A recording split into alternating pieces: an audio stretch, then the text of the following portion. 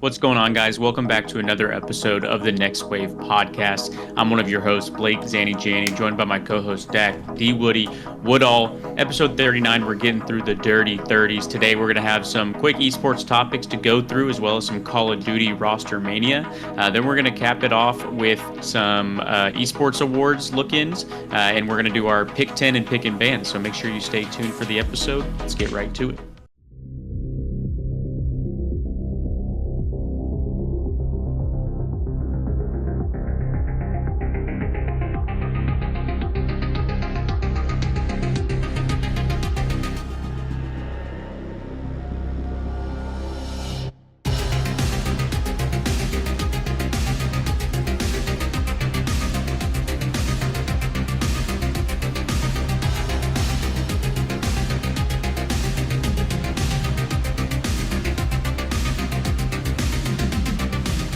All right, Dak, we're coming off our Rocket League Worlds episode 39. We're almost to 40. How you feeling? Feeling good, man. Just chilling. You know, we're kind of in off season for us. All the esports we watch are pretty slow right now. So, yeah, I've just been chilling. You know, we got some real life stuff going on, looking for a new job and stuff. So, yeah, we've been a little lackluster on content, but that's all right. We're going to ramp it back up here. I'm getting in a secure week coming up. Yeah, we'll see what pans out. Yeah, I've been looking for a new job. We're looking to get back in the swing of things, but we got some quick hitters that we want to talk about. We definitely want to get to some Todd roster mania, as that's definitely important to our podcast here. But just a few things in the gaming space. Halo 3 turned 17. 17. God, that's crazy. Now this is one of the first games where it's like, oh, this game's turning almost 20, where I'm like, like I actually played that game growing up, you know? Because first it was like Halo 2 turns 20 today this year, and I was like, okay, cool, but you know, that was a little past me. So yeah, it's scary to think that that game is 17 years old and it still feels like 10 years ago when I was in my room, just no life in it. I can hear the music of the last mission riding around in the. Oh man. Yeah. No, I didn't have anything at that time. It was I would play at my neighbor's house co-op. That's it. I didn't have it yet.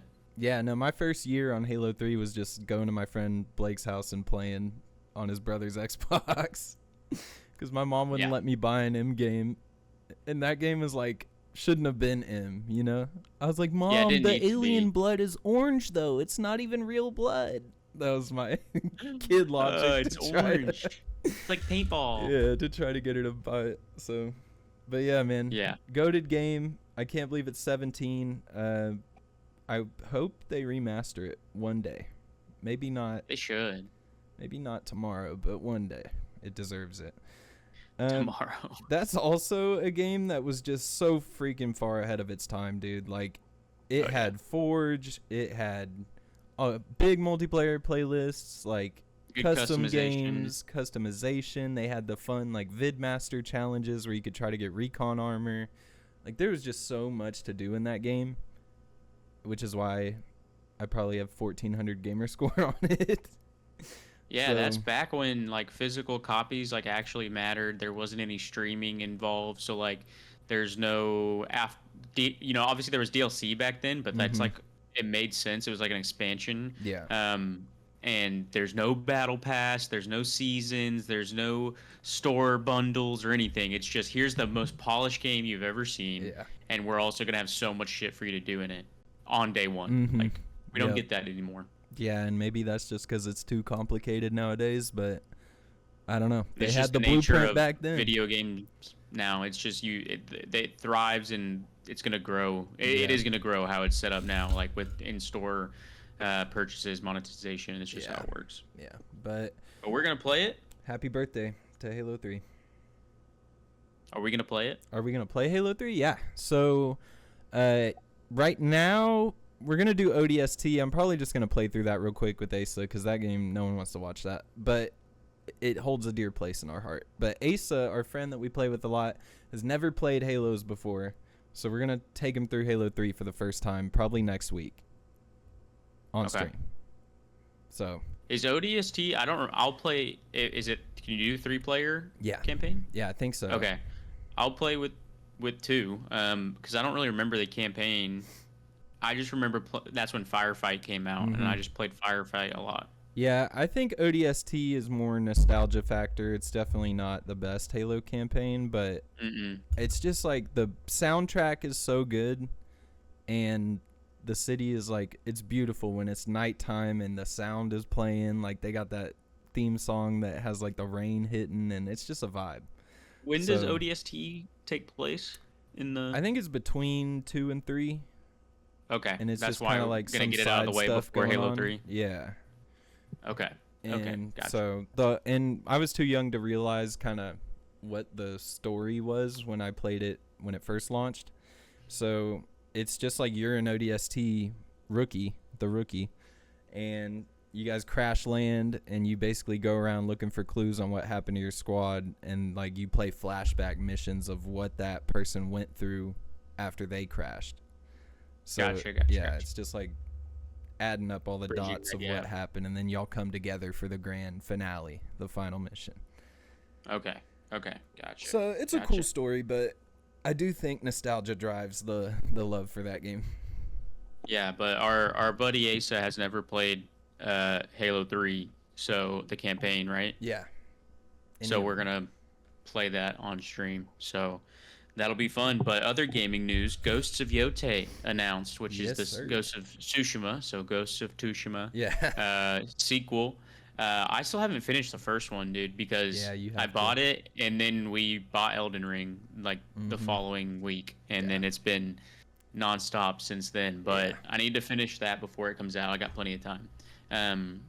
But yeah, that's exciting. Got a female protagonist in this game. Completely new story. Yep. Which is sick. I fuck with that. So I think it takes place like 300 years after Jin Saka.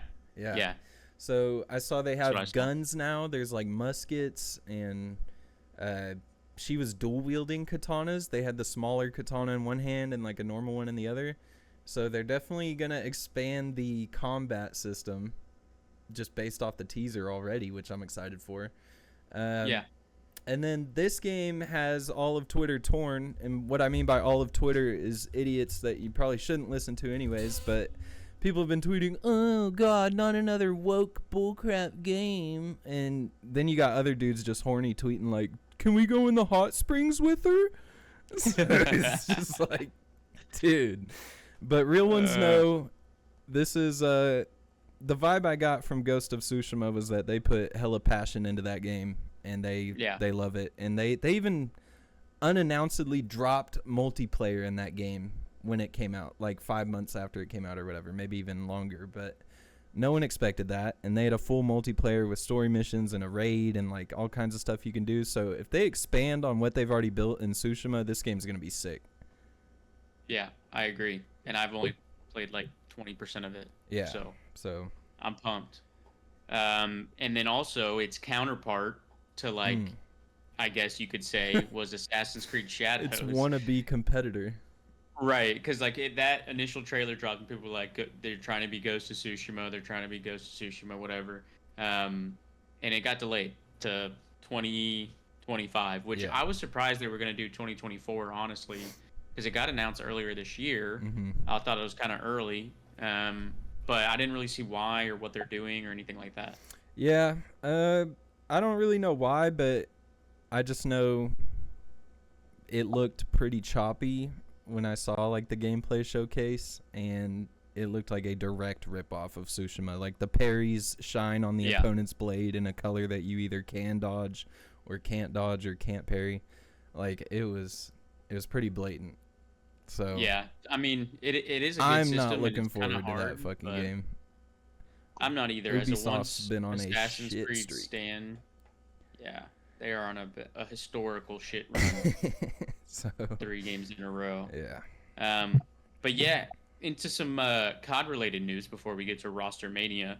Aiden tweeted out Aiden times Scum times formal already set in stone or something along those lines for Warzone. BO6 Warzone or whatever, and potentially World Series of Warzone. Did you get from the initial part of it? before he said for BO6 Warzone, did you just that came across to me as like we're gonna play in tournaments and grind, Yeah. not just stream together. Yeah, no, yeah, that's how I took it. Okay, because like I guess now thinking about it, and then he said and World Series of Warzone. I wonder if he just meant they're gonna be playing a lot together, as in like a trio, just like playing all the time, kind of Yeah. like how Teep, Merc, and Symphony like. Yeah. So I don't know if it's just a content thing, and they're like we might even compete, or if it was like we're gonna play these tournaments that they have every week. It feels like, and then maybe the actual thing. Yeah, I don't know either, but the way I took it, he said took a lot of convincing, but we got the boys locked for the start of BO6 Warzone and possibly World Series of Warzone 2025. So yeah, I think the way I took it is like the start of BO6 Warzone, they're going to be playing tourneys at launch and shit. Like whatever, some creator tournaments, whatever. I don't know. Yeah. How those work, but and then possibly World Series of Warzone. Maybe if they win, if they are vibing, maybe they're like, okay, yeah, let's keep going. Interesting. I don't know. Yeah, that'll be cool. I just hope BO6 Warzone is good. Apparently, Verdansk is coming back. All that kind of stuff. Because dude, I was watching Warzone the other day. I don't know if I was watching Scump or someone else, but like I just realized like I saw a throwback clip of like the Growl, and it was like this guy like top airport beaming someone like 150, 200 meters away, and I was like, you don't get that in Warzone anymore. It's all these up close in these bedrooms or around these corners like fights, and it's all just like slide, la la. It's like I want that feeling again where I can beam someone across the map with an AR. Like rotations actually matter, like getting through this open area, all that kind of stuff. So hopefully, I think that this idea of them competing in Warzone will definitely get them a lot of viewers and be pretty cool. But it all depends for me on if Warzone is good or not. Yeah. Yeah, no, that's true. And it also depends on their results, I guess. But knowing them, they're probably going to place very well at any tournament they're in. Yeah. That'll be fun to watch, though, regardless. Yeah. I think they do pretty well, honestly. I think they would probably place, I don't know, it might be a top 10 team, I would say. I don't know. I mean, I would think if they had their head in it and were grinding, there's no way they couldn't win. Yeah, I agree. I'm with you. I agree, especially with Aiden's Warzone experience, just with their pure talent and gunny. It would be awesome psychology, if they come in and win. Like, they have the best mental in World Series of Warzone already because they've been there for years, especially Formal. Formal the other day on stream said he is like 20% Kobe mentality, so stop gassing him. That's what he said. He said he wished he could be Kobe. Damn. He's self-gassing by saying that. Yeah, low-key. But yeah, that'll be fun to watch. We'll see if that comes to fruition. Getting into the roster mania stuff. Oh, actually, no. We got to talk about Miles. Yeah. Not that big of a deal, really. Miles just isn't exclusive to COD right now, which is normal during the off season, I guess. But I think he's the one person they should. I think he's the best caster by far. Yeah, I agree. I think the way it looks is they were probably paying him pretty well, full time, and he deserved it at the time, which was probably what, Vanguard, when him and Chance came up like to the top over Maven and Merc. So they were probably paying him a lot, and Microsoft now owns it. They've been cutting back, laying people off, doing all kinds of stuff. So they probably just saw an opportunity to cut costs there and made him a contract worker and not full time. So then they only have to pay him when he's working. So yeah, that makes sense. So he'll probably still be at CDL, but there is a chance that another esport could swoop him up and make him exclusive to that esport. Okay, gotcha. Well, hopefully they don't do that because they'd be getting a good caster, and I want him to stay in COD. But, yeah, same. Getting into Roster Mania here, starting with the environment that is Roster Mania, players are definitely taking pay cuts, as the industry has definitely made apparent. The C9 and Toronto CEOs have tweeted out that they're being very transparent and open, which has been great. They're saying we're having to pay players less, like keeping everyone in the loop, which has been really nice.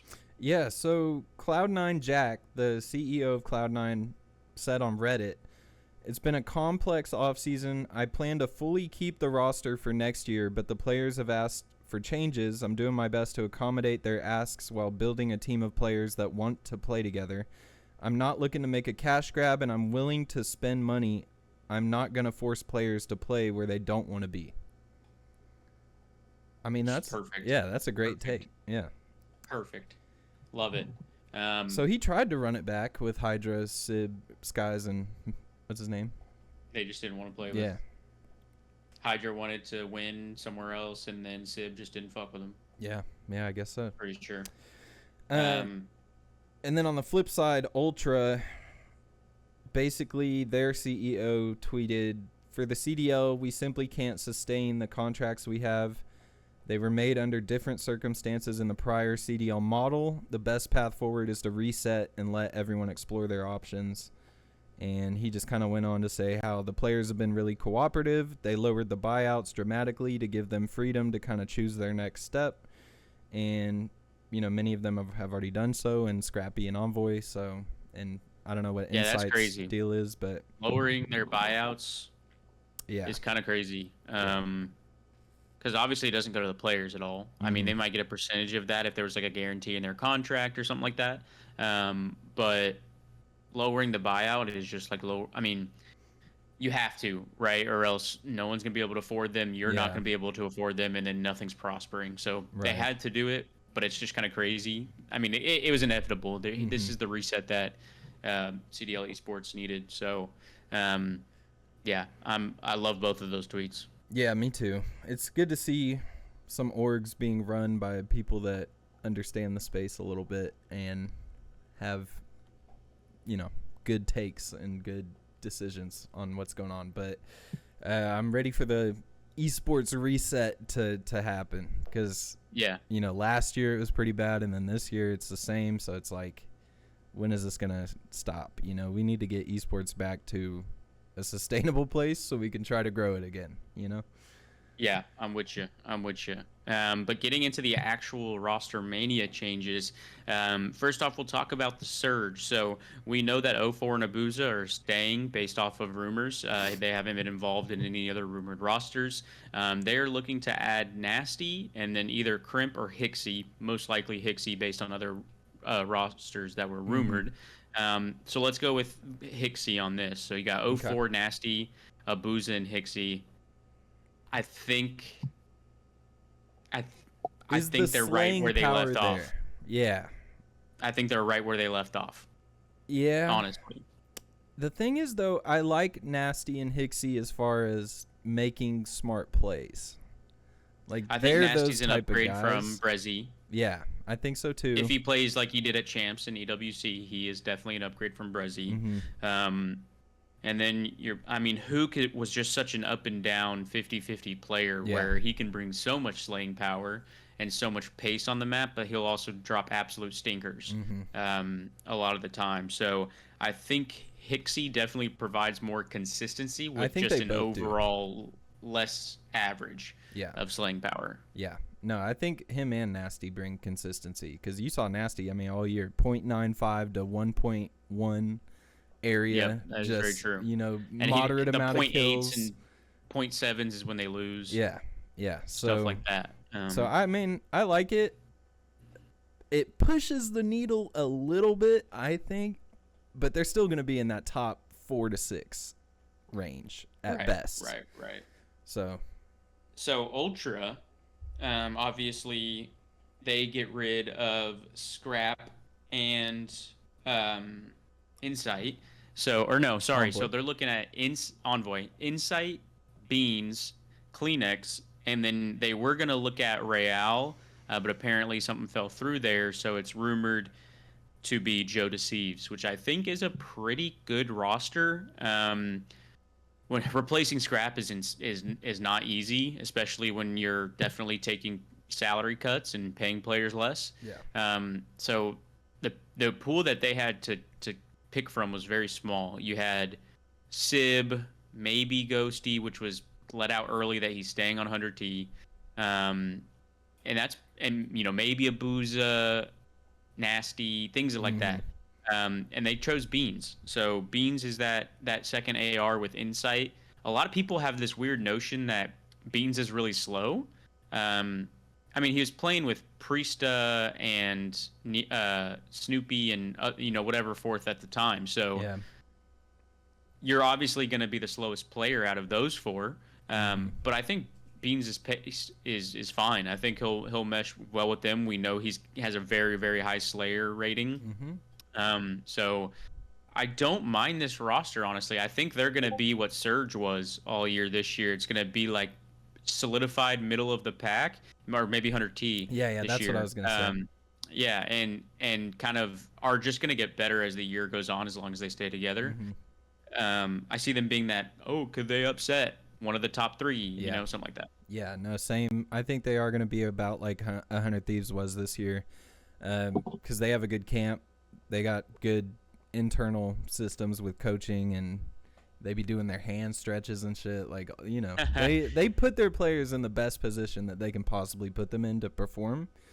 So this team could definitely be there with Seattle in that top 4 to 6 upset type of team. Methods said on stream that he could see them also, instead of Joe Deceives, going for Bance again, like just putting that core 3 back together and adding Beans. And I was like, yeah, he didn't really have the best year, so I don't really know about that. And with this movement and stuff, you got to have someone on your team that can utilize it well.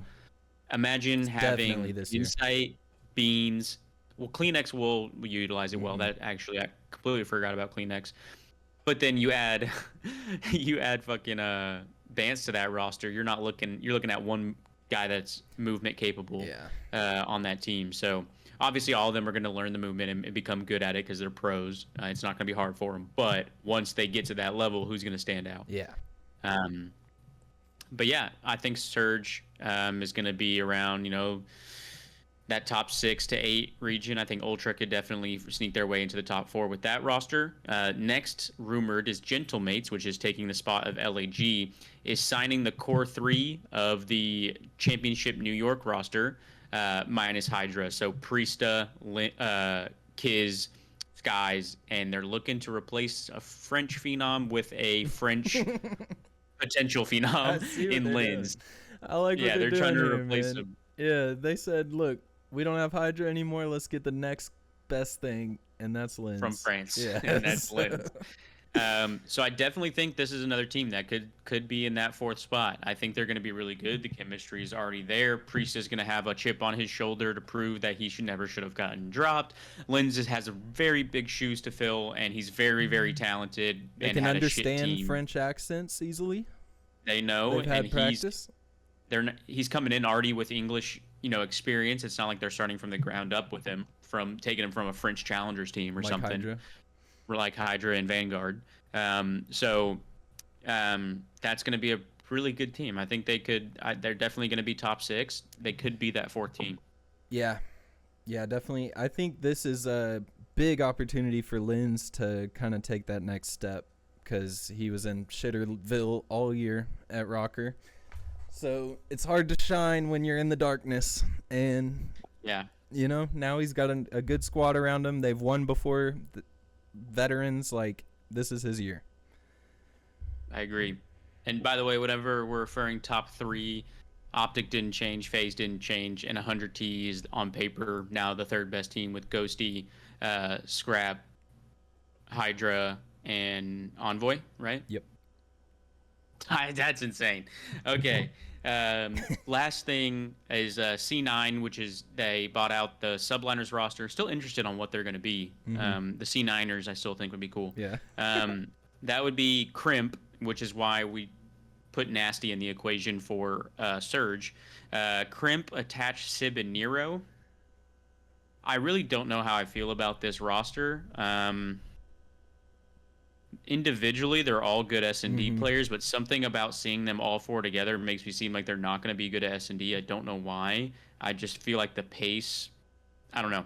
But I just think it's getting more competitive. Like, this team I could also see being top 6 and potentially upsetting some people. Where it's all going to fall down to, how they adapt to the game and how this plays to their play styles. Because all these maps are tiny. We got to think about these maps are tiny. True. So Crimp and Nero, aggressive, short range fights. I don't know. You never know with this new game. That's the beauty of COD going year to year and not being stale, over the course of 5 to 10 years, and having to, we get the new game every year. We get to see players adapt. So I don't know. It's going to be interesting with all this talent that we see just in roster mania being moved around. I mean, it's just getting more and more top heavy. Right now we have top 3. Hopefully the 4 or 5 spot can actually compete with those top 3 teams just based on the game and how it can be played. I'm hoping that the skill gap is so high or so big that when the pros are at that top, that it just makes it even more competitive, and we go from a top 3 heavy league to like a top 5 heavy. Yeah, but if you recall MW2, it was like every week anybody could win any match because it was just such a crazy game. There's no skill gap. Yeah, so this it's going to be interesting. I think for some of these teams to even come close to the top 3, like it's going to take some real teamwork and understanding of the game from all 4 players on those rosters, because these teams have another year together at the top, talking about FaZe and Optic. So it's going to be even harder to take them down with a new roster. Very true. Well, that's about it for Roster Mania. Let's go ahead and run through the esports awards and see what we think. Bum, bum, bum, bum. Look at that handsome man right there. The esports of the year. We all love a hashtag ad. God, what a great host. That was awesome. So that show, was that different than what people are voting on now, I guess? Oh, part 2. Yeah, part 2. Okay. Here. Look at Hydra right there. Yeah. Okay, so let's go through some of this. Esports Content Creator of the Year. We've got Tarek, Ibai, that's that dude with like an insane amount of followers, isn't it? He's got a crazy following. Yeah. Kadro. Don't know who that is. Yeah, I don't know either. Clicks, Galls. Don't know. Mr. Savage, Justin Wong, Kaide, Lethamir, It's Timmy, Tack Rab for COD, and Mortal. Okay. So, all right.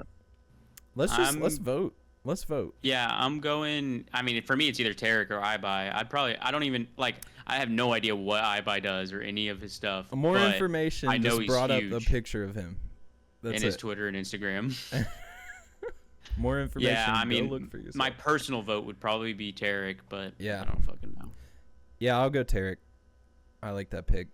This is gonna be very personal to us here. Okay, esports team of the year. We got T1 League of Legends, Team Falcons Dota 2, Navi CS2, Gen G for League of Legends, W7M for R6, Edward Gaming for Val, G2 for Rocket League, BDS for Rocket League, Dota 2 Liquid, Put it in. Optic Texas COD. Yes, sir. Definitely G2 second choice for sure. Yeah. All right. Esports PC Player of the Year. Muncie, of course.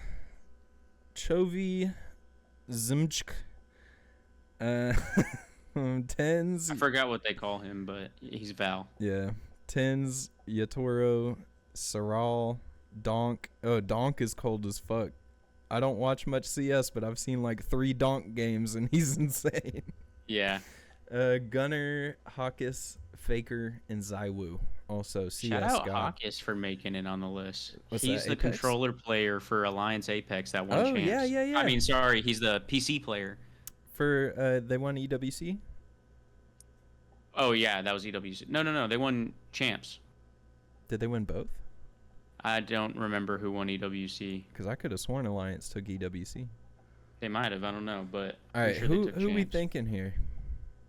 Is Tens just on here by default? Like, what did he do this year? I mean, they did go to Madrid and place top 4 for like how setback they were. They won an event, then didn't qualify for the next one. I don't know, and got top 4. I'd probably say either Zywoo or Zywoo's won a couple. Scroll back to the top. Tourneys. Should we do Muncie for the G Stew run? Sure. Yeah, shout out Muncie. Why not? Young God right there. Esports controller player. Hold on. Okay, go ahead. Beast Mode, Shifty, Zauhai, Simp, Shotzi, Verge Gang, or Arslan Ash. Dope that there's 2 COD players on here. Love that. I mean, it's either Shotzi or Beast Mode for me.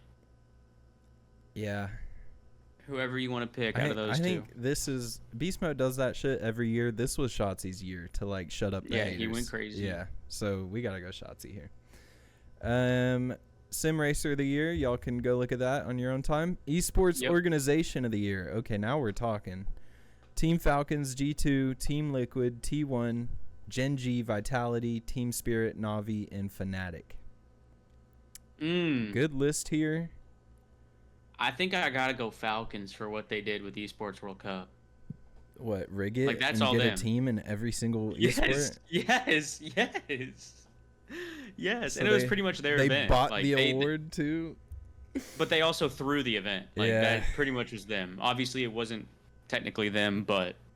Yeah. I mean, they get my vote, but... All right. I guess. What were you gonna say, G2?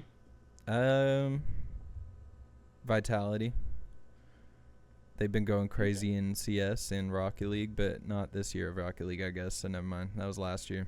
Yeah. So, shout out Falcons. Esports Coach of the Year. Why do I know? Oh, he's BDS's. Oh, Rocket League. Sure, vote him. Yeah, there you go, buddy. What is this? Supporting service? Do we know any of these? Oh. No, Tracker GG. Battlefly. Shout out the Tracker network. Yeah, absolutely. And then live event. Esports. Okay, now we're talking. We went to it. We got to vote for it. Oh yeah, that's crazy that Worlds isn't up here. We got League of Legends Worlds, PGL Major, Copenhagen, which that was the one with the crates that I thought were were crates, but they were like screens. We're actually crates. M5 World Championship, Evo 2024, which is the fighting game stuff. Valorant World Champions Tour, Copenhagen International for a game. Don't know what game. COD Champs and R6 Invitational. Got to go COD Champs. Absolutely. Yeah. All right. Absolutely. Oh, never mind. Cool. We're still going. Oh. Esports Broadcast and Production Team of the Year. We got ESL Faceit, Riot Games, PGL, Garena, Concom, Blast, and Microsoft Activision for what they did with COD. Riot. I think. Yeah, I think their production is just crazy. Yeah, for sure. Their format is dog shit but obviously for Valorant, I don't know League of Legends, but I mean they're same. Always crazy. Yeah, no, I'm with that. They do have the coolest stages and walkouts and all that good stuff. Esports Creative, we got Say So. I don't know if he's still with 100 He's the only one I Thieves. know. Yeah, but I follow him on Twitter. I think so. Jay Braga, Liquid, Enigma, Sydney Creates, and Kevin Design. Yeah.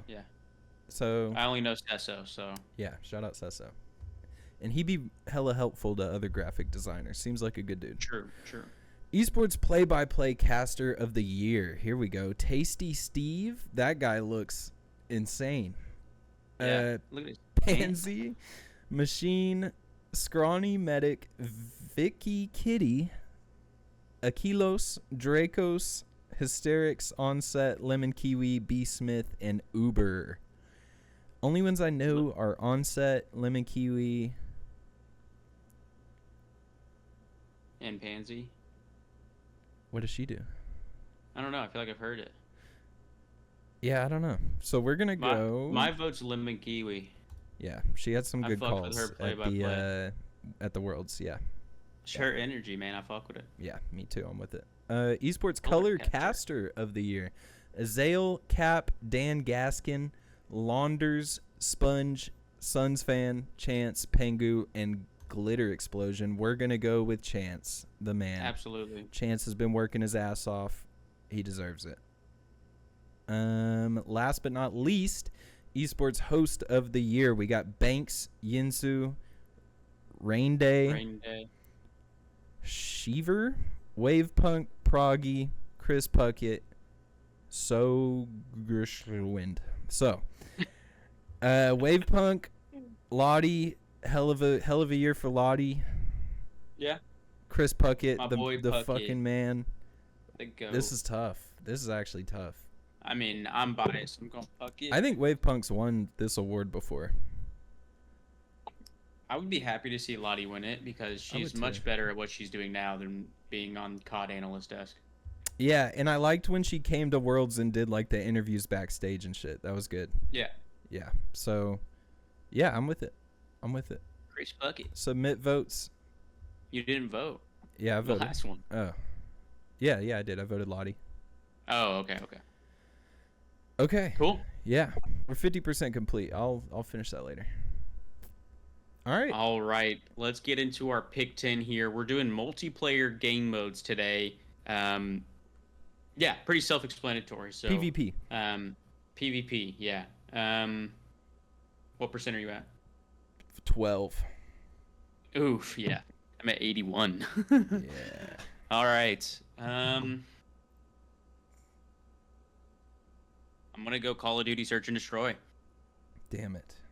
Pick one. Yeah. 1-1. Yeah, that was my 1-1. What do you like about it? Why is it your 1-1? I think it stood the test of time. Obviously there's like other types game modes like that, but obviously it's got nostalgia. You think about game chat. It used to force you into game chat, created the best moments. Kill cams, consistent kill cams. Trick shotters could go for a trick shot every round if they wanted to. They didn't have to get to 29 in free for all and go for it, things like that. Yep. And then the strategy behind it, is from the least competitive sense to the most competitive sense, there's always going to be a strategy behind it. Round by round strats, offense and defense. I love it. Yeah, no, I'm with you. And I think it makes or breaks a Call of Duty. If it has good search, people are going to be on. If it has bad search, 2019. Yep, people are going to hate on it. So good terrible pick. Game, but good search. Yep, good pick. My 1-1 then will be Hardpoint. Okay. Yep. That was going to be my 2. There's nothing more exhilarating than a 247 to 247 hardpoint, and teams are just flying at the hill. Whether you're playing in it or watching it, it's the most electric moment in esports, and it's just pure chaos. People headbanging the hill. You can get a ton of kills. You can learn spawns. Like, there's hella strategy in hardpoint. It's just the game mode that should always be in competitive rotation. I absolutely agree with you. My second pick, I'm between 2 here. I don't know which one I want to leave to you in case you have it. For personal reasons, I'm going to take Black Ops 3 Uplink. Damn it, I didn't even think about Uplink. All right. Uplink is definitely my personal favorite game mode of all time. When I was bored, I would go into a private match and practice throwing ones, practicing quick routes to get a dunk. Like, this is also when I was heavily involved in competitive, but dude, it's just so fun to do. I felt like I was just playing 2K, like in the background or something. Yeah. I remember going on Black Ops 3 evac, going where the ball, high wall running as high as I can and throwing over the building. Yes. I was the best uplink shooter in the game, hands down, because of all the practice that I did. But yeah, that's my number 2. It's some people might consider it questionable, but not a pander pick. It was a personal pick. All right. I'm going to go with just 2s in Rocket League. 2s. Okay. Because 3s gets a little too crowded.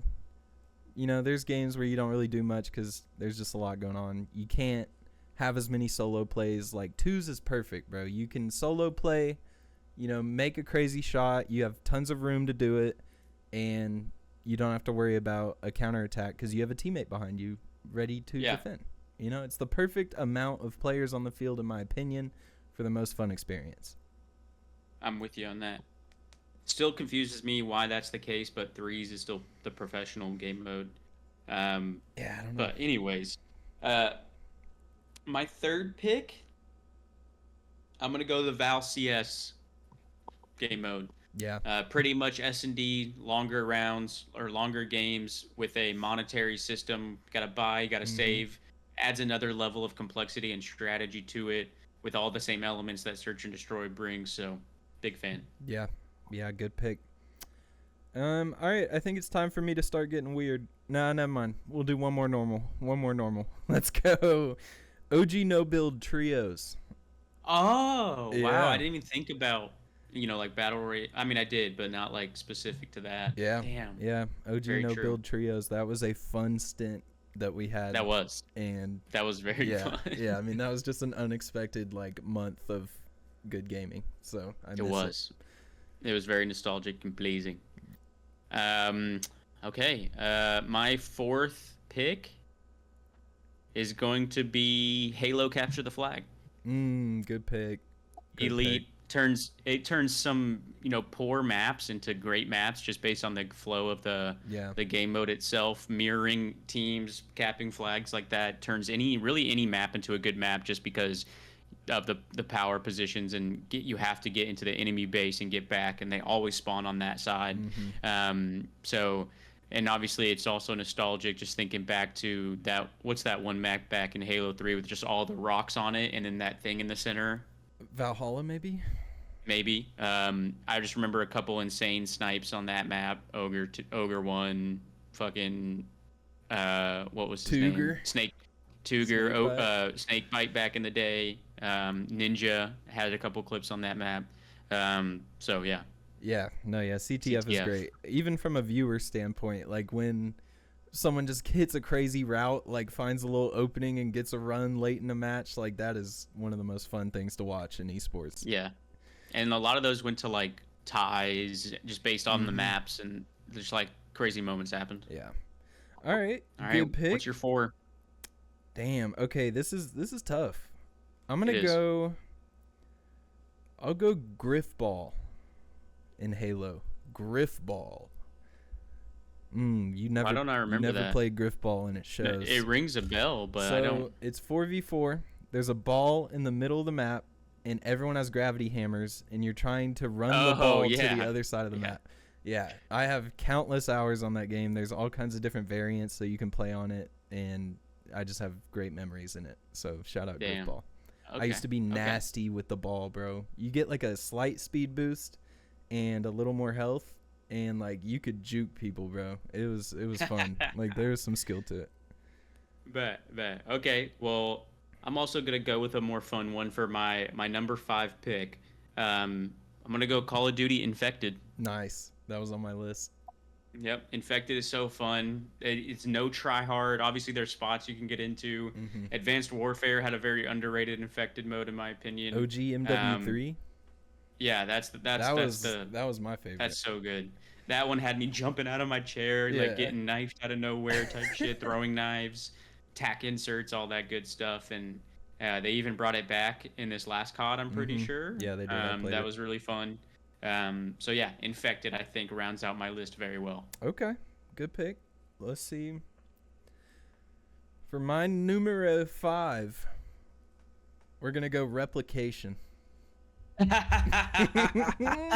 Bring it back, man. Val Replication, bro. Bring it back, bro. Replication 5v5. Everyone on the team is the same agent, and it made for some of the funniest moments that I've had in Valorant. It was so good.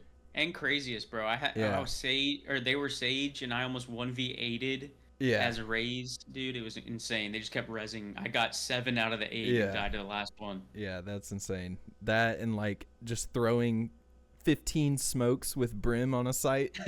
Just running it.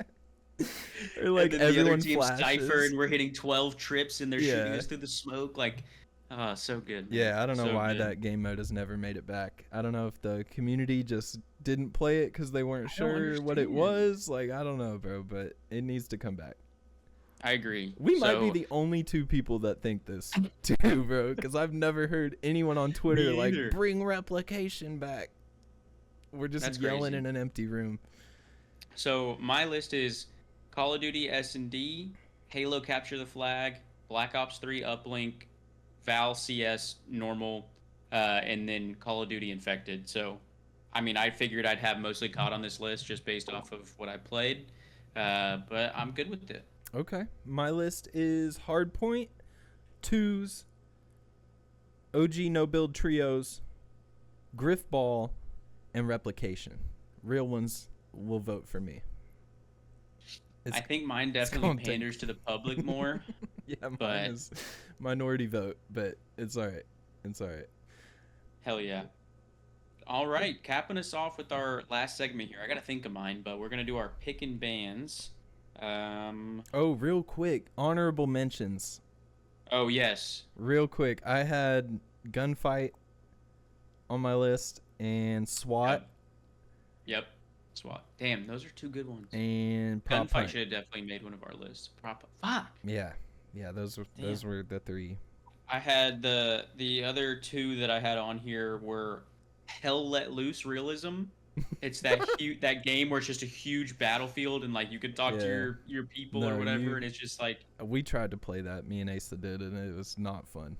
No, but it's the game mode itself is hilarious. Yeah. Like you see the memes where it's like they shoot someone and it's just a lifeless body. Yeah. Like there's no score that pops up, nothing. You just shot a bullet and a body dropped, and it shows that the sideways helmet. You know the meme of the guy like with the sideways.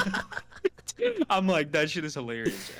And then my other honorable mention which highly underrated now because it's not thought about was the first season of Warzone Halloween when they did the zombies mode. The jump scares in the crates. Yes. And just like when you turn into a zombie, you jump and you kill people, collect the vials. Like you had insane movement when you were a zombie and shit. Like that was super, super fun. Now the jump scares I fucking hated. Yeah. But it was really fun. But yeah. Damn, good shot. All right.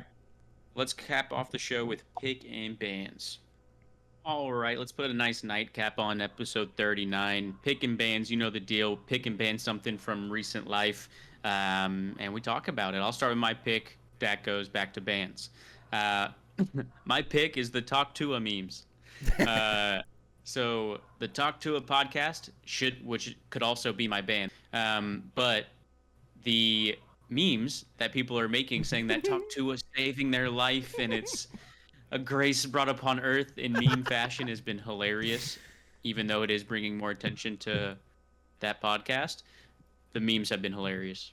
Yeah, no, I agree. I love the ones where it's like 10 dudes just watching intently and they're like cheering after she says the most pointless thing, like it's changing their life. It's so funny. Yeah, it's funny. What's your pick? My pick is my dear Chicago White Sox. They are 37 and 120 in Major League Baseball. They are one loss away from being the worst team ever in MLB history. They've done it. Wow. A few weeks ago, there was about 43 people in attendance to a home game. Yeah, that was sad.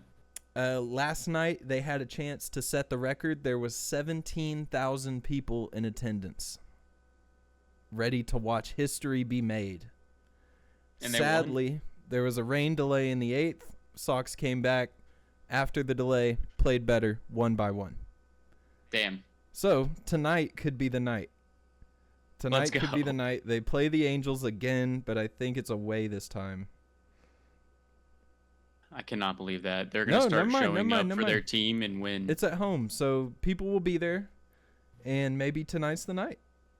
That is hilarious. Yeah, but it's I don't follow baseball much, but I knew going into the season that this team had a chance to do this, and they have exceeded my expectations, and it's been fun to follow.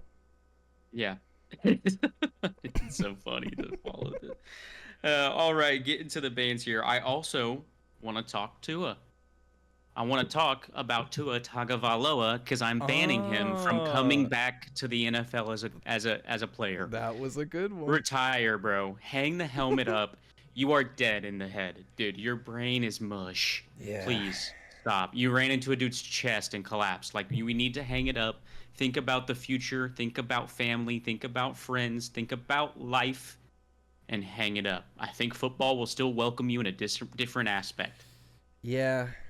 Yeah, this is one of the moments where it's like, okay, it's probably time to go, you know? Because most of the time people be getting hit and they're like, oh, he should hang it up. But it's like, he's getting paid. He knows what he's doing. Like, he's fine.